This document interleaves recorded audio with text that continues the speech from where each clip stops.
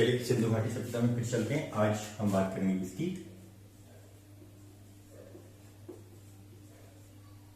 राजनीतिक व्यवस्था क्या थी। ठीक है, इसको पढ़ते वक्त हमें ध्यान रखना है, जो वो महत्वपूर्ण बात यह है कि इसके बारे में हमें अभिलेखी साक्ष्य प्राप्त नहीं होते हैं, जो पुरातात्विक साक्ष्य में प्राप्त होते हैं उसी के आधार पर हम सभी अनुमान लगाते हैं।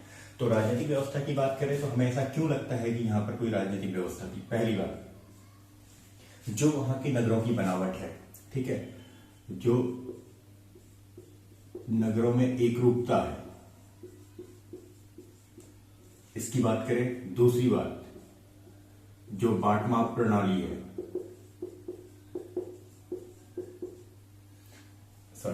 बाट माप प्रणाली में एक रूपता। तीसरी बात, जो अन्नागार प्राप्त हुए हैं, ये, क्योंकि अन्नागार राजस्व के रूप में वसूला जाता था। अगर राजस्व के रूप में वसूला जाता था, इसका मतलब कोई वहां पर एक ऐसी व्यवस्था थी। तो इन सबको देखते हुए ऐसा लगता है कि इतनी जो बड़ी व्यवस्था थी, जो ये चल रही थी, कोई न कोई इसके पीछे एक शासक वर्ग था। लेकिन हमें ये याद रखना होगा कि ये शासक वर्ग क्या था, इसके बारे में हमें कोई जानकारी प्राप्त नहीं होती है। तो इसके बारे में अलग अलग विद्वानों ने अलग अलग अनुमान लगाए हैं। जैसे पुरोहित शासन, एक विद्वान वर्ग वो है जो कहता है कि पुरोहितों का शासन था।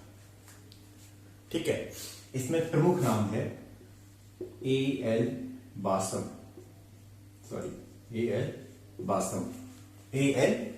इनका मानना है पुरोहित वर्ग का शासन था। दूसरा है वणिक वर्ग का शासन था। वणिक वर्ग का मतलब है व्यापारियों का शासन था, ऐसा आर.एस. शर्मा का मानना है, क्योंकि यहां पर व्यापार प्रधान नगर थे। नगर कैसे थे? व्यापार प्रधान। आर.एस. शर्मा कौन है? ये आर.एस. शर्मा, जिनकी आप बुक पढ़ते हो अक्सर। तीसरी बात है कि जनतांत्रिक पद्धति।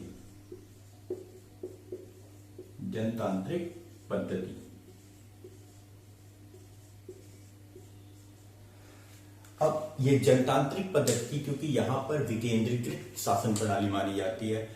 ऐसा माना जाता है कि हर एक नगर अपने आप में स्वायत्त इकाई के रूप में काम कर रहा था, विकेंद्रीकरण शासन था। ये बात कही है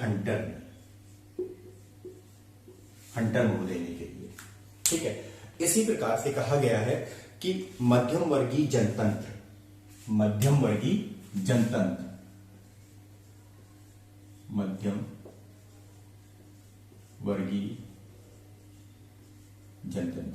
ये कहा है व्हीलर ने। एक नाम और आप जानते हैं, स्टुअर्ट पिगट। जो स्टुअर्ट पिगट है, उन्होंने कहा है कि हड़प्पा और मोहनजोदड़ो एक राज्य की जुड़वा राजधानी थी। ठीक है, उनको जुड़वा राजधानी कहा है। और साथ ही इन्होंने कहा है कि इसका शासन किसके हाथ में था? पुरोहित के हाथ में। तो पुरोहित वर्ग में एक और शामिल हो जाएंगे, स्टुअर्ट पिगट। तो ये राजनीतिक व्यवस्था संबंधी विचार है। बात करें, अगर हम हड़प्पा के समाज की बात करें तो समाज के बारे में हमें जानते हैं कि यहां की किसी भी समाज को आने गए, उसकी संरचना क्या थी? पहली बात। दूसरी बात, समाज का यदि हमें मूल्यांकन करना होता है, समाज के बारे में जानकारी प्राप्त करनी होती है, तो हमारे लिए जानना जरूरी है कि उस समाज में स्त्रियों की दशा क्या है, उस समाज में स्त्री की दशा क्या है, स्त्री किस कंडीशन में रहती थी, क्या उस समाज में कोई वर्ग विभाजन था, या उस समाज में कोई वर्ण व्यवस्था जैसी प्रणाली थी। क्योंकि यह भारतीय उपमहाद्वीप की बात है, तो हम यहां पर किसकी बात भी करेंगे?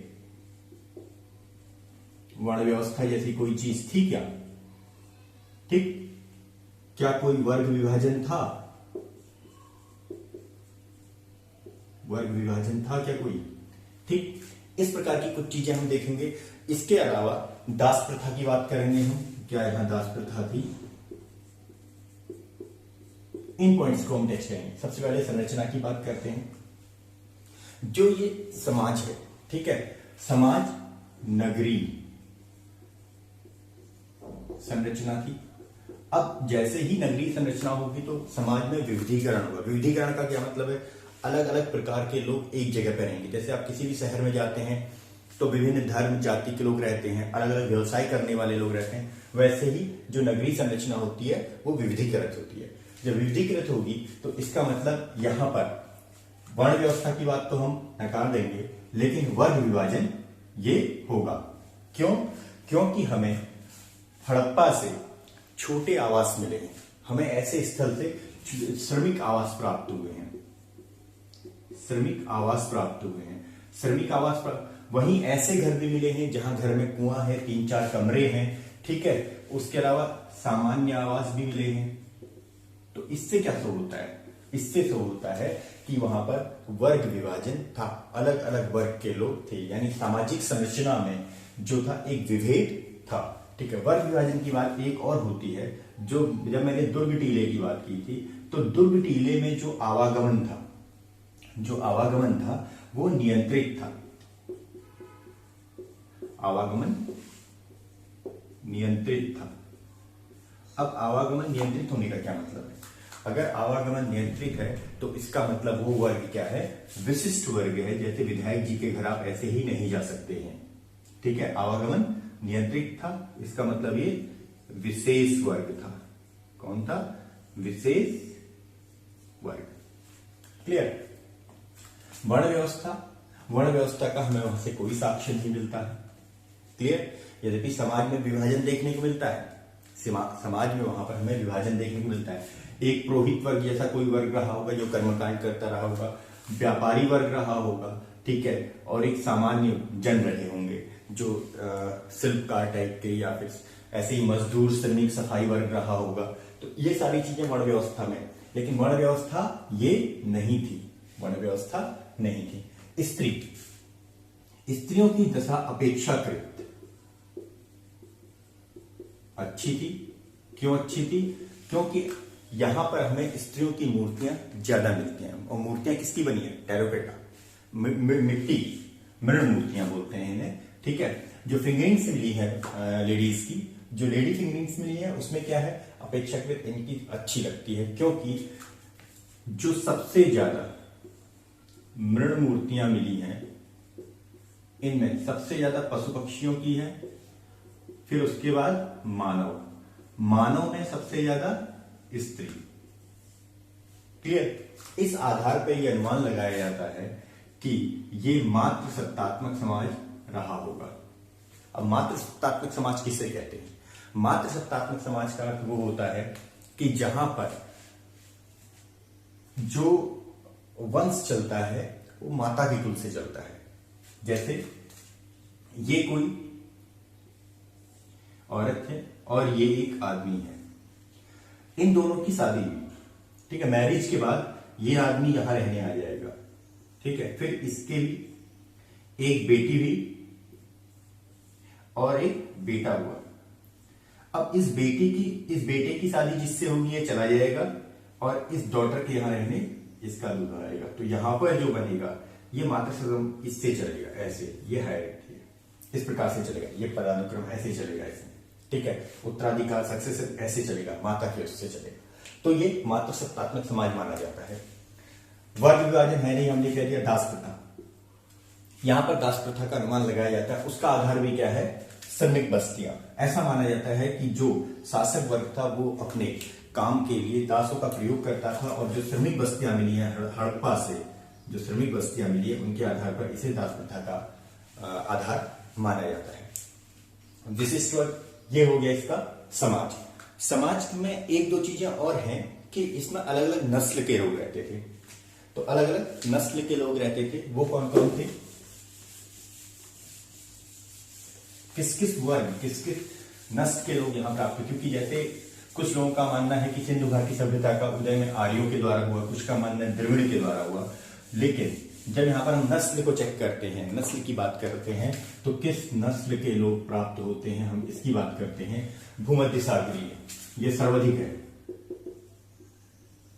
भूमध्य सागरीय सबसे ज्यादा मोहनजोदड़ो से प्राप्त होते हैं। Clear, number 1। नंबर 2 मंगोलाइट,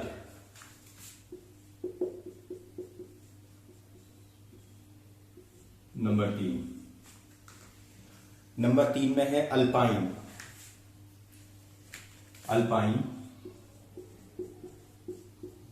नंबर 4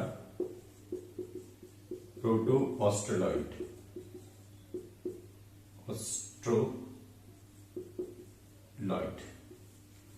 ये 4 वर्ग प्राप्त होते हैं नस्ल में। क्लियर। अब इस नस्ल के बाद है कि जब हम समाज की बात करते हैं तो समाज में क्या क्या आभूषण पहने जाते थे।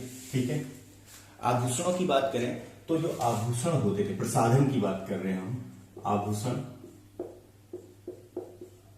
सोने व चांदी के बने होते थे, गले में, हाथ में, कमर में। ठीक है, इसके अलावा माणिक के लोग पहनते थे, हाथी दांत और शंख का उपयोग सजावट के लिए होता था, हाथी दांत और शंख, इसका प्रयोग सजावट के लिए होता है, इससे ये आभूषण बनाते थे। बाकी आपने जैसे जानते हैं कि जो चंदूर है वहां से लिपस्टिक और प्रसाधन की सामग्री मिली हुई है। इसके अलावा एक पॉइंट जो आपको याद रखना चाहिए कि सिंदूर नौसारों से सिंदूर प्राप्त हुआ है। ठीक है, तो जब हम ये बात करते हैं कि जो हड़प्पा सभ्यता है उसका सातत्य यानी वो कहां तक कंटिन्यू करती है, तो सिंदूर की प्रथा हम देखेंगे आज भी भारतीय उपमहाद्वीप में पाई जाती है। अब बात आती है खान पान की। खान पान में हम बात करते हैं तो शाकाहार और मांसाहार दोनों था। खान पान शाकाहार मांसाहार दोनों था, क्योंकि जली हुई हड्डियां पाई गई हैं, इसके आधार पर मांसाहार का अनुमान लगाया जाता है। हमें एक बात और ध्यान रखनी है यहाँ पर कि इनका जो दृष्टिकोण था, जीवन जो समाज का दृष्टिकोण था वो कैसा था, उपयोगितावादी था।